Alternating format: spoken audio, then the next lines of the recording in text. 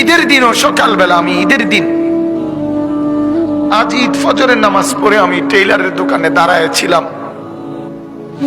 আমার পাঞ্জাবিটা তখনও সেলাই হয় নাই। আমি ঈদের নামাজে যাব কিভাবে? আমি সেই অভাবের সংসারে বড় হয়েছি। তারপরও কোনোদিন বাপ অবৈধ রোজগারের পিছনে যায় না। এক মসজিদের ইমামতি করছে 43 বছর। আব্বা এক মসজিদে নামাজ পড়াইছে, এক মসজিদে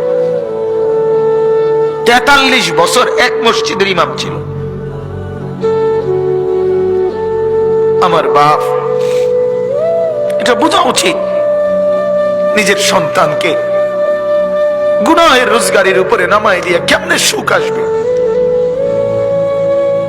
নিজের ঘরে হারামের সুদের টাকা, ঘুষের টাকা, চুরি টাকা, ডাকাতির টাকা, ওজনে কম দিয়ে ঠকবাজি করে, প্রতারণা করে, মিথ্যা বলে, ধোঁকাবাজি করে, নেশার সামানা বিক্রি করে, মদের উপকরণ বিক্রি করে, জুয়ার সামগ্রী বিক্রি করে, মানুষকে ঠকাইয়া প্রতারণা করে, মিথ্যা বলে যে টাকা আপনি ঘরে আনলেন, আপনি অনেক মানুষকে কষ্ট দিয়ে আপনার ঘরে সুখ আসবে কেমনে